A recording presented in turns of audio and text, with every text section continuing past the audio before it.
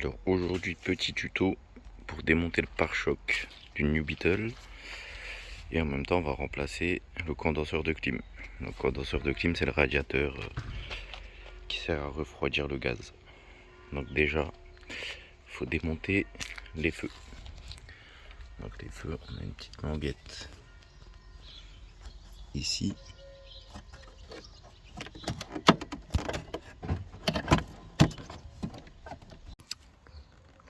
Donc voilà, pour démonter le phare, il y a la petite languette que je vous ai montré derrière.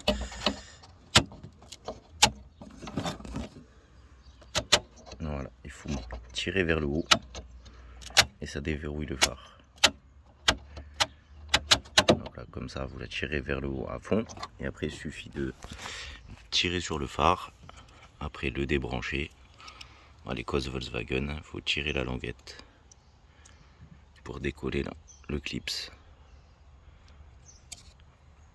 Et il y a la même chose de l'autre côté. Donc là, on voit cette petite languette. Et là, il y a un clips. Donc un petit clips, il faut appuyer et tirer sur, et lever la languette vers le haut. J'essaie de le faire en filmant.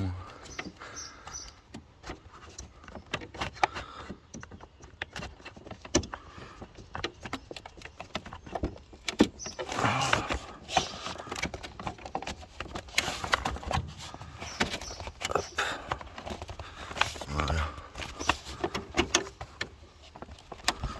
Donc là, c'est déverrouillé et le feu.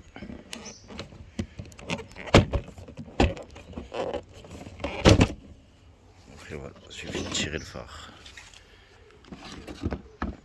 et débrancher la prise. Voilà, une fois les feux démontés, ensuite on va enlever toutes les vis. Donc là, il y en a une qui est cachée là, tout le long.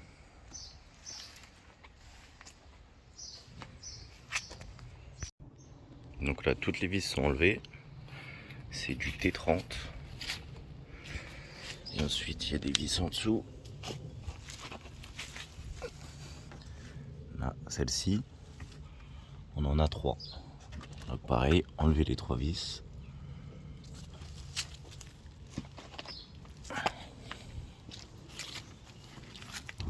Et maintenant, il faut enlever les passages de roue.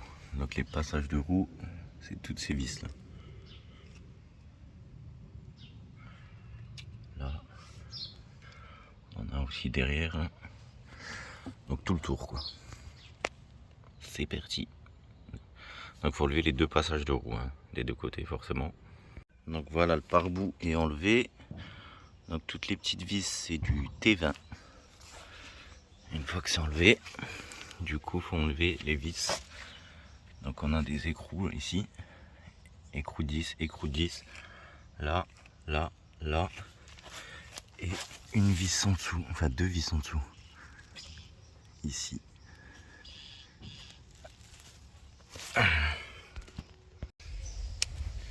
Donc du coup, une fois que tous les écrous sont enlevés, il y a encore une vis ici de 10 et une T30 ici, là, celle-là.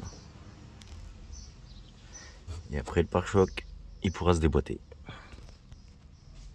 Donc voilà, une fois que toutes les vis sont enlevées, il suffit juste de tirer dessus.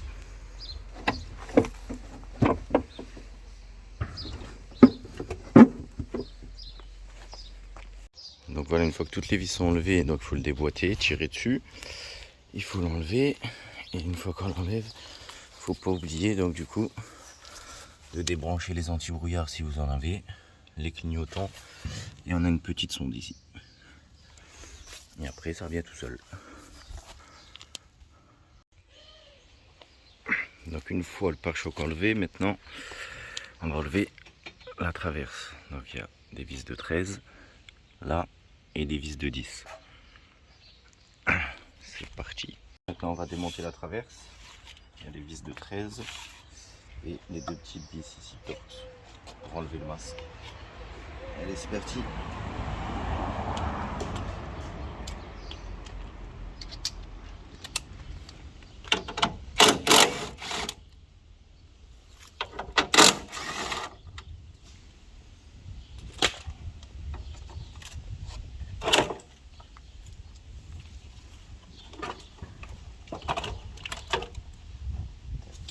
Donc là on va enlever le masque complet. Il y a 4 vis. Donc il y en a une là, une dans le trou.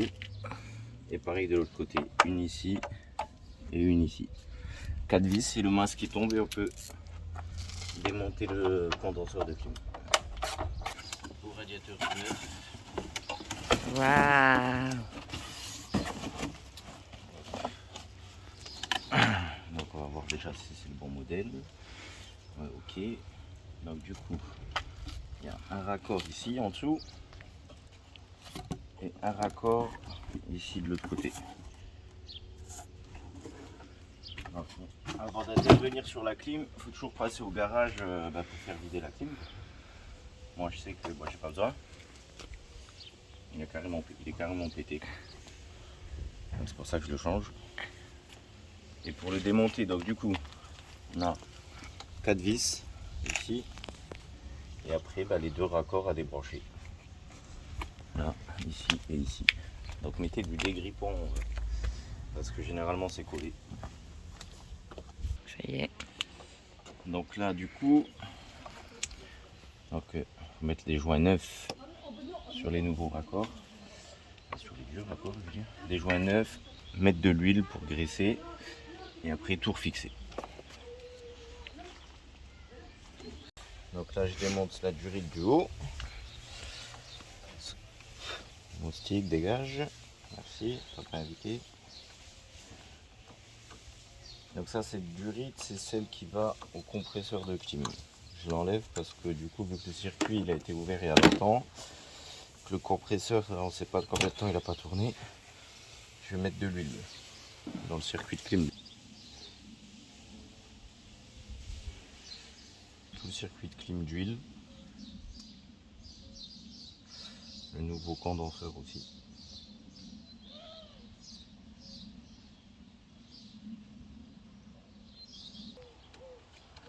Chez les nouveaux fermés.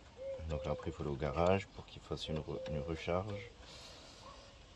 Donc ce qu'il faut faire, il faut demander une demi-recharge avec du traceur. Et après retourner au garage et vérifier si le circuit est étanche. Avant de charger, faire une charge complète.